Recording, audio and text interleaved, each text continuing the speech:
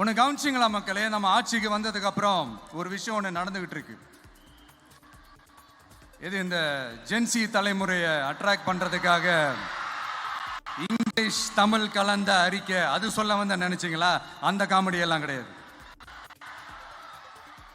அடுத்து இந்த ரியாலிட்டியை மறந்துட்டு இந்த ரீல்ஸ் போறது அது சொல்ல வந்தீங்களா? அந்த காமெடியும் கிடையாது. இது சீரியஸா ஒரு விஷயம் நடந்துகிட்டு இருக்கு. முன்ன சட்டசபையில யார் பேசினா நமக்கு என்ன, யார் அடிச்சுக்கிட்டா நமக்கு என்ன, இந்த கூட்டெல்லாம் இப்ப சட்டசபையில என்ன நடக்குது, என்ன பேசிக்கிறாங்கன்றது ரொம்ப உன்னிப்பா கவனிக்கிறாங்க. கவனிச்சிங்களா? திமுக ஸ்டைல்லே சொல்லணும்னா ரீல்ஸ் இப்ப நியூஸ் பார்த்துக்கிட்டு இருக்கிறாங்க. அதுல நமக்கு சந்தோஷம் தான், பெருமை தான்.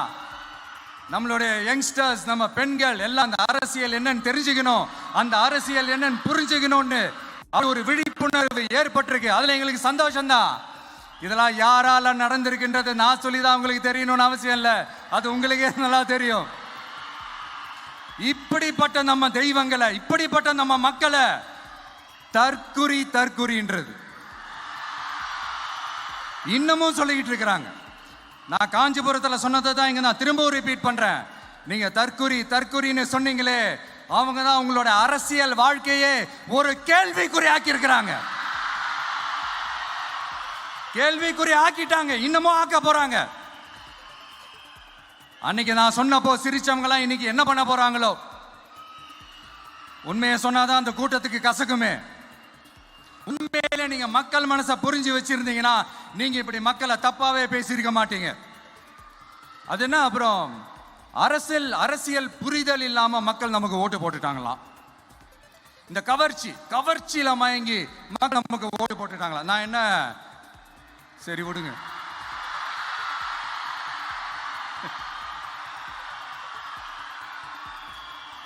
மக்கள் அவங்களுக்கு ஓட்டு போட்டா அந்த மக்கள் நல்லவங்களாம், அதே மக்கள் நமக்கு ஓட்டு போட்டா அந்த மக்கள் கெட்டவங்களா? தற்குறியா?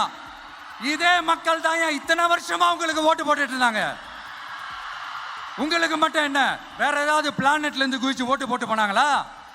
தற்குறியாமா? தற்குறி நல்லா வருது, வேணான்னு பாக்குறேன். எங்க அண்ணன் விஜயகாந்த் அண்ணன் சொல்ற மாதிரி,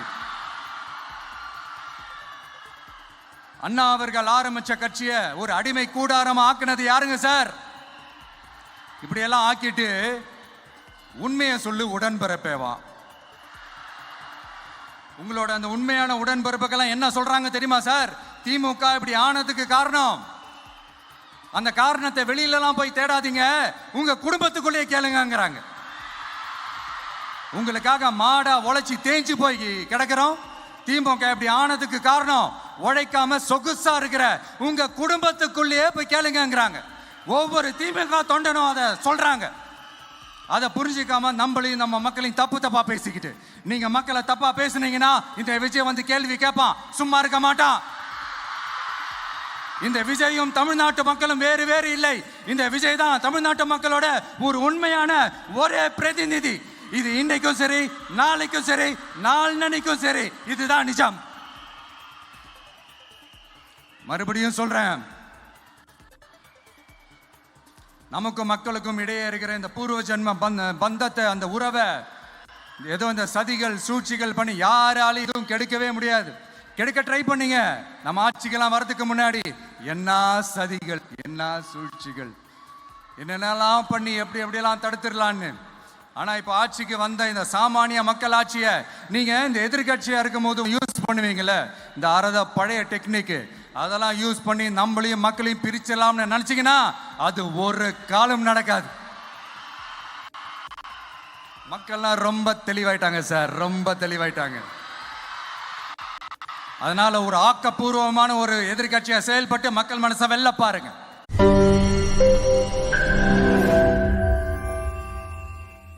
ലോകത്തെവിടെയായാലും ഏത് സമയത്തും 24 വാർത്തകളും ഓഗ്മെന്റഡ് റിയാലിറ്റി പാക്കേജുകളും എക്സ്പ്ലെയിനറുകളും വിശദമായി കാണാൻ ഞങ്ങളുടെ യൂട്യൂബ് ചാനൽ നിങ്ങൾക്ക് സബ്സ്ക്രൈബ് ചെയ്യാം.